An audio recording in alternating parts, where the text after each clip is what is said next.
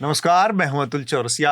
आपका खर्चा आपकी चर्चा हफ्ता दर हफ्ता हम एक बार फिर से लेकर आए हैं न्यूज लॉन्ड्री का हिंदी पॉडकास्ट एनएल चर्चा में इस हफ्ते जो सबसे बड़ी खबर है वो अडानी समूह से जुड़ी है। एक बार फिर से अडानी समूह चर्चा में है, सुर्खियों में है और नकारात्मक वजहों से, गलत वजहों से चर्चा में है। तो इस पर आज हमारी बातचीत का विशेष केंद्र होगा। और इसके अलावा कुछ और भी सुर्खियां हैं। मसलन उत्तर प्रदेश में विधानसभा के उपचुनाव हुए हैं, वहाँ से बहुत सारी खबरें आई हैं। देश के और भी कई हिस्सों में उपचुनाव हुए हैं, साथ में महाराष्ट्र और झारखंड के विधानसभा के चुनाव भी हुए हैं। ये हमारी बातचीत और सुर्खियों का हिस्सा रहेगा। जो मेहमान हमारे साथ हैं स्टूडियो में, उनसे मैं आपका परिचय कराऊं। मेरे साथ हृदय जोशी हैं। हृदय, बहुत बहुत स्वागत आपका। और शार्दुल है मेरे साथ। हेलो। साथ में ऑनलाइन हमारे साथ रवि नायर जुड़े हैं। रवि नायर की आपने स्टोरी भी पढ़ी होगी, आज न्यूज़ लॉन्ड्री पर लगी है, जो OCCRP से जुड़े हुए हैं। बहुत बहुत स्वागत है रवि आपका। और रवि लगातार अडानी समूह के व्यापार, उसकी गतिविधियों, उसके बिजनेस प्रैक्टिसेस पे नज़र रखते हैं। इन्होंने कई खबरें की हैं। इसके अलावा थोड़ी देर में हमारे साथ हमारे सहयोगी स्तंभकार आनंद वर्धन भी जुड़ेंगे। तब ये पैनल पूरा हो जाएगा। उससे पहले जो सुर्खियां इस हफ्ते की हैं वो शार्दुल बताएं। उससे पहले आप लोगों से बस एक दो छोटी छोटी बातें। चर्चा पेवॉल के पीछे है, यानी कि अब अगर आपको चर्चा सुननी है तो आपको न्यूज़ लॉन्ड्री को सब्सक्राइब करना पड़ेगा। इसके अलावा आप अपने लेटर्स भी हमें ज़रूर भेजें। आपके लेटर्स से हमें इस कार्यक्रम को बेहतर बनाने में और सुधारने में मदद मिलती है। शार्दुल, सुर्खियों को पढ़ें उससे पहले मैं चाह रहा था कि शार्दुल की, वैसे आपको पता है, एक बार हमने आपको बताया भी था, शार्दुल कविताएं भी लिखते हैं। क्यों ना एक कविता शार्दुल अपनी लिखी 4 लाइनें केवल उसकी यहाँ पर पढ़ें तो थोड़ा सा इसका। और हाँ, तखल्लुस क्या हमने डिस्कस किया था? तखल्लुस मेरा जो भी हो, लेकिन मैं ये सिर्फ 2 पंक्तियां कर रहा हूँ, उसके अलावा अभी नहीं, अभी पूरी नहीं हुई। यही लॉन्च है आपका? लॉन्च तो कविता का प्रदूषण में काहे का लॉन्च सब ढह जाएगा। हाँ, ये मैंने अभी पूरी नहीं की है। इस कविता का नाम है लत। ओके। सच बोलने की लत कुछ यूं लगा करती है, जैसे किसी उलझन में तू मेरी आवाज का इंतजार किया करती है। क्या बात है। लेकिन अभी इस कविता का मूड लगा करती है, जैसे किसी उलझन में तू मेरी आवाज का इंतजार किया करती है। आनंद, कोई टिप्पणी आपकी? नहीं। अरे यार, आप ऐसे हंस रहे हैं उसके बाद। नहीं तो फिर मुझे लगा कि आप कुछ कहना चाहेंगे। सबके पास है, लेकिन सच सब कोई बोलना नहीं चाहता है। अगर अकबर इलाहाबादी का शेर है कि कुछ लोग हैं खामोश मगर सोच रहे हैं, बोलेंगे सच जब सच के दाम बढ़ेंगे। एक बार शार्दुल स्थिरांक पे आ जाएं प्रदूषण से निपट के, तो उसके बाद हम लोग चाहेंगे कि वो सुर्खियों को भी पढ़ेंगे। जी, मैं सुर्खियां ही पढ़ रहा हूं इस हफ्ते की। तो जैसा अतुल ने बताया, इस हफ्ते की सुर्खियां। तो रवि, ये जो अमेरिका में अडानी के खिलाफ जो चार्जशीट दायर हुई है, क्या ये एक किस्म का कुछ वो हो सकता है कि एक इंडियन कॉरपोरेट जो बहुत तेजी से आगे बढ़ रहा था, उसकी टांग खींचने के पीछे बहुत सारी कॉन्स्पिरेसीज हो सकती हैं, कॉरपोरेट रिवेलरी हो सकती है, दूसरे देशों का हो सकता है और पॉलिटिकल पार्टियों का कुछ और भी हो सकता है, या वास्तव में हम केवल इसको इसी नजरिए से देखें कि अडानी बहुत करप्ट था इसलिए ये सब हो रहा है? There are two things. Let us go to Sri Lanka first. When Sri Lanka decided to privatize one of their port terminals, Narendra Modi government pushed Adani Group's name as India's official representative. So this is not a usual thing, right? This is not corporate rivalry. आप एक बात बताओ, श्रीलंका में port बनाना है, next उसका जो terminal है अभी, उसका जो नेक्स्ट वाला अभी जो अडानी बना रहा है, उसका नेक्स्ट वाला चाइनीज टर्मिनल है। सो गवर्नमेंट का कहना है that this is a security threat for us. So security threat है तो JNPT है, कलकत्ता पोर्ट ट्रस्ट है, कोचिन पोर्ट ट्रस्ट है, lot of port trust are there in India. There are 12 major ports and port trust in India. Government port trust क्यों नहीं push किया? Few months ago there was an article in one of this Nepali publications, I think Himal South Asia, their Nepali language version. Yes, Himal, yeah. So Nepal has built 2-3 new airports, but the airports are not fully operational. The reason is the flying rights. India is not allowing the flying rights, and the reason for that is that Indian government want Nepalese government to hand over those airports to Adani, including Kathmandu. That was the news. Why? In the case of Bangladesh, when the MOU for the power plant signed, initially it was planned to be built in Bangladesh. अचानक change हो गया 2 महीने में, change होके Adani group ने नया MOU sign कर दिया दैट वो इंडिया में कहीं एक पावर प्लांट बनाएंगे, इधर से एक्सपोर्ट करेंगे, और गवर्नमेंट उसको SEZ दे दिया, मतलब no tax at all, tax free.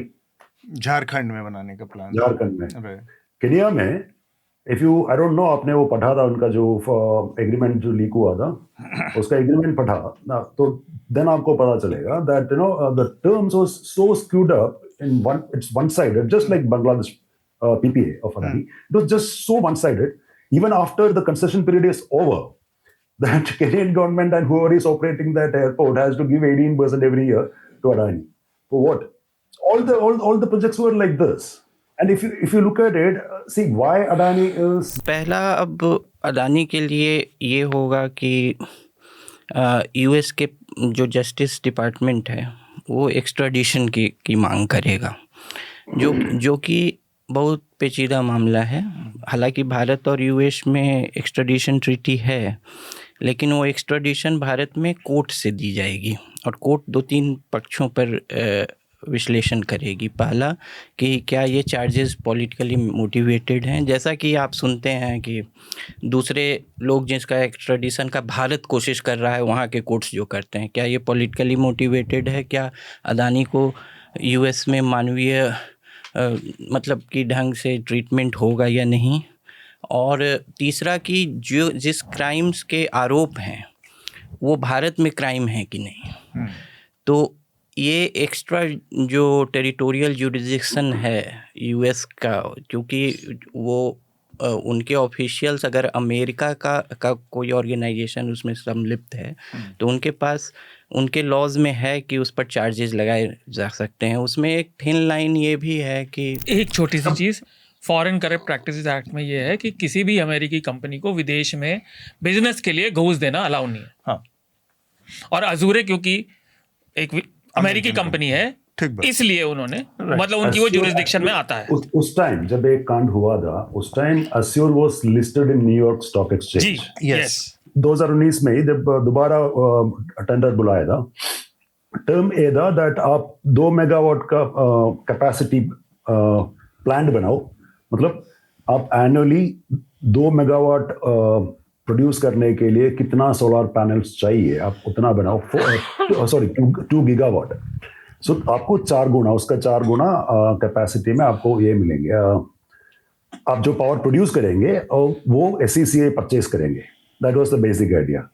जब जो मूल बात है, जो मेन कंटेंशन है यहाँ पर वो ये है कि जब आप अमेरिकी इन्वेस्टर्स से पैसा उठा रहे हैं, उनसे पैसा ले रहे हैं, तो उस वक्त उन्हें ये इस बात का अंदाज़ा नहीं है कि जिस बात के लिए, जिस प्रोजेक्ट के लिए वो पैसा ले रहे हैं, उसमें जो रिस्क इन्वॉल्व है, that risk come from the mala fide practices, इस चीज़ का पता उन्हें नहीं है।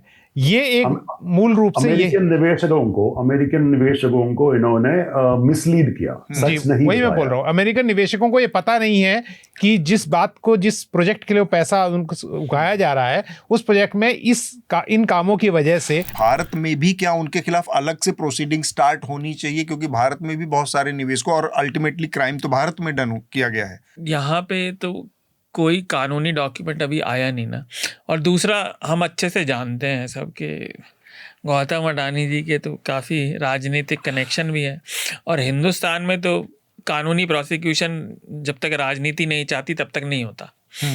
और उसके बावजूद भी अगर आप पूंजीवाद को ज़रा सा समझते हैं तो बिलियनर की तो वैसे ही प्रोसिक्यूशन होना दुनिया में हर जगह मुश्किल है। मल्टी बिलियनर व्यक्ति हैं, वो इतनी बड़ी कॉन्ग्लोमरेट के मालिक हैं, उनके पास सब वकीलों की ताकत है, तो वो होगा नहीं, होना चाहिए तो बहुत कुछ, लेकिन होगा या नहीं होगा ये तो मैं नहीं जानता, पर मुझे तो नहीं लगता होगा। आज तक कोई बिलियनर जेल तो गया नहीं। पिछले बार जो हिंडनबर्ग की रिपोर्ट आई थी, जो मार्केट में ब्लड बाथ हुआ था, उसके बाद अडानी समूह फिर संभल गया, फिर वापस अपने उसी तरह के वित्तीय स्वास्थ्य में फिर से उसी रंग में आ गया। तो अब लोग एनालाइज करेंगे, मैं तो निवेश करता नहीं हूँ, अपने पैसे भी नहीं हैं तो, लेकिन लोग एनालाइज करेंगे कि रिस्क फैक्टर क्या है, भारत में इनकी स्थिरता क्या है, ये सब देखेंगे और जहाँ तक राजनीतिक संरक्षण का है, मेरे ख्याल से, क्योंकि मैं एनर्जी कवर करता हूँ इसलिए ये बताना ज़रूरी है कि एनर्जी सेक्टर में भारत के एनर्जी जो ग्राफ है, एनर्जी पाई चार्ट है, उसमें अडानी एक महत्वपूर्ण खिलाड़ी के रूप में उभर रहे हैं। चाहे वो थर्मल एनर्जी हो, चाहे वो क्लीन एनर्जी। थर्मल एनर्जी को मैं डर्टी एनर्जी कहूँगा यहाँ पर, क्योंकि क्लाइमेट चेंज की भाषा में उसको रोकने की बात चलती है। चाहे वो क्लीन एनर्जी हो, दोनों जगह भारत की टोटल जो इंस्टॉल्ड पावर कैपेबिलिटी अभी है वो 452 गीगावाट के आसपास है। मान लीजिए 450 गीगावाट है, जिसमें 92 गीगावाट जो है वो क्लीन एनर्जी है। अभी अडानी के एम्बिशियस प्लान कितने हैं, इसी बात से समझा जा सकता है कि 2030 तक अडानी की जो ग्रीन की वेबसाइट है वो कहती है कि वो 50 गीगावाट, यानी जितनी भारत की अभी टोटल इंस्टॉल्ड पावर कैपेबिलिटी है clean, 50 gigawatt to clean energy लाना चाहते हैं। दूसरी बात, जो यूएस का जो एलिगेशन है उसमें एक और चीज है, जब ब्राइब किया था उसमें अब दो प्रोड्यूसर्स थे, एक तो अडानी ग्रीन एनर्जी, दूसरा अस्यूर। सो अस्यूर को भी पीएसए मिल गया ना। सो अस्यूर का वो पीएसए है, उसके लिए जो ब्राइब दिया गया उसका शेयर अडानी ने वापस मांगा। तुम्हें भी डील मिला है, तुम्हारे लिए मैंने पे किया हूं, वो तुम मुझे देना पड़ेगा। And Assure agreed. When Assure agreed there was a problem, because Assure power was listed in Uttar Pradesh के मुजफ्फरनगर जिले में एक विधानसभा सीट है मीरापुर, और वहाँ पर ककरौली गांव से एक तस्वीर आई, और इस तरह की तस्वीर इससे पहले भी हमारे सामने आई थी जब संभल और रामपुर के लोकसभा के उपचुनाव हो रहे थे, और वहाँ पर ये घटनाएं बहुत सामने आई थी, जिसमें पुलिस पोलिंग बूथ से मुसलमानों को वापस भेज रही थी, उनके कार्ड लेकर, उनकी पर्चियां वापस लेकर, कि उनको वोट डालने से रोका जा रहा था। और उपचुनाव के बारे में एक धारणा बना दी गई है कि ये जिस राज्य में होते हैं उस राज्य की सरकार का एक तरह से खुला खेल फर्रुखाबादी टाइप होता है, कि उसको लाठी के दम पे, जो ताकत के दम पे जिस चीज़ से भी हो सके बलपूर्वक उस पर कब्जा कर लेना, उसको अपने हाथ से निकलने नहीं देना। एक ये धारणा है। दूसरी तरफ चुनाव आयोग है, उसका क्या काम है? डीएम का जो इसमें स्टेटमेंट है उसमें ये अगर इलेक्शन कमीशन की कार्रवाई मानी जाए या फिर डीएम की का माना जाए, अगर डीएम का स्टेटमेंट है कि वही जो आप बता रहे थे कि झड़प हो रही थी, उसके हस्तक्षेप करने के लिए पुलिस जो है थोड़े से बल का प्रयोग किया, और वैसे पीठासीन अधिकारी है, चुनाव कर रहा है। तो वही मैं बोल रहा कि अगर ये बात थी तो सस्पेंशन का भी ग्राउंड नहीं बनता। तो एक और चीज़ है इसमें कि इसी मुजफ्फरनगर की मैं कहानी बताता हूँ मैं, इसलिए क्योंकि मैंने उस ट्रैक्टर ट्रॉली में चढ़ के उस पूरी रिपोर्ट को तैयार किया था कि जब दंगे हुए 2014 में मुजफ्फरनगर में, तो वहां से लोगों को घरों से भगा दिया गया। अब 2012 दंगे की बात कर रहे हैं। मैं 2013 में जो लोकसभा चुनाव से ठीक पहले हुए थे, 12-13 में दंगे, उनकी बात कर रहा हूँ। 2014 के लोकसभा चुनाव में it was election commission who insured that वहां से जितने लोग विस्थापित हैं वो जाके, क्योंकि उनके वोट वहां थे, तो वो एक अमेजिंग सीन था कि ट्रैक्टर ट्रॉली में भर के लोग जा रहे हैं और उन्होंने अपना वोट डाला था। वही प्रशासन था, वही चुनाव आयोग था। इसी तरह मैं 2007 की बात को याद करना चाहता हूँ। ये हमेशा से रहा है। उस साल मायावती चुनाव जीत के आई थी, मैं विधानसभा चुनाव की बात कर रहा हूँ अतुल, और मैंने शायद ये बात पहले भी यहाँ बताई है कि लोगों को, दलितों को वोट डालने तो उस दिन दिया जाएगा, लेकिन वहां पर हमेशा लोग बैठे रहते थे जो दबंग हैं, हुक्का लगा के बैठे हुए हैं, हुक्का लगा के बैठे हुए हैं। तो इस चक्कर में कई दलित समुदाय के लोग डर के मारे वोट डालने ही नहीं आते थे। तो उस वक्त जो केजे राव और तमाम जो चुनाव अधिकारी हैं, उन्होंने इंश्योर किया था कि जो मीरापुर में हुआ है, जो अभी तक जो हमारी बात हुई, महिला आगे आपको इसलिए दिख रही है क्योंकि वो एक स्पेसिफिक महिला पुलिस से भड़की, क्योंकि पुलिस वाले डंडा कर रहे थे। चुनाव आयोग जो वीडियोग्राफी कराता है वो बूथ के आसपास कराता है। ये उनके मोहल्ले में रोका गया था। उनके मोहल्ले में डंडा चल रहा था और उनके बच्चों को पीटा जा रहा था, और वो बता रही थी कि उनके जो विकलांग देवर हैं उसको मारा, तब वो भिड़ी कि आप हमें क्यों नहीं डालने दे रहे, हम यहाँ 35-50 साल से रह रहे हैं। पथराव बच्चों ने इसलिए किया जब उनके घर वालों पे हो रहा था, जो उनका बयान है मैं बता रहा हूँ। तो पथराव ऐसा नहीं है कि पथराव पहले हो रहा था और पुलिस बड़ी, भारत की पुलिस को किसी भी तरह का श्रेय देना अपने आप में आप खुद से झूठ बोलना है। इनसे नकारा कोई है नहीं विभाग। दूसरी चीज, जो ये सारा विवाद का विषय है कि वो नहीं डालने दे रहे थे, चुनाव आयोग उस बात को तुरंत पता कर सकता है। उसमें तो कोई वो ही नहीं है कि बूथ पड़े या नहीं पड़े, मतलब वोट पड़े हैं या नहीं पड़े, दोनों चीज तो हो नहीं सकती। और इसका सबसे आसान तरीका है कि मुफ्त में बस इतना ही। अगर आप पूरी चर्चा सुनना चाहते हैं तो न्यूज़ लॉन्ड्री को सब्सक्राइब कीजिए, और सबसे बेहतर तरीका ये है कि आप हमारे ऐप पर इस पॉडकास्ट को सुनें, और तमाम हमारे जो पॉडकास्ट हैं उसको हमारे ऐप पर सुनें। यह गूगल प्ले स्टोर और एप्पल स्टोर पर सब जगह उपलब्ध है। न्यूज़ लॉन्ड्री किसी भी तरह का विज्ञापन नहीं लेता, ना किसी राजनीतिक दल का, ना किसी सरकार का, ना किसी कॉरपोरेशन का। हम सिर्फ और सिर्फ कोशिश करते हैं कि पब्लिक इंटरेस्ट का जर्नलिज्म करें, पब्लिक जनहित की पत्रकारिता करें, और इसके लिए लोग इसमें इन्वेस्ट करें, लोग पत्रकारिता में निवेश करें। उसका तरीका है सब्सक्रिप्शन।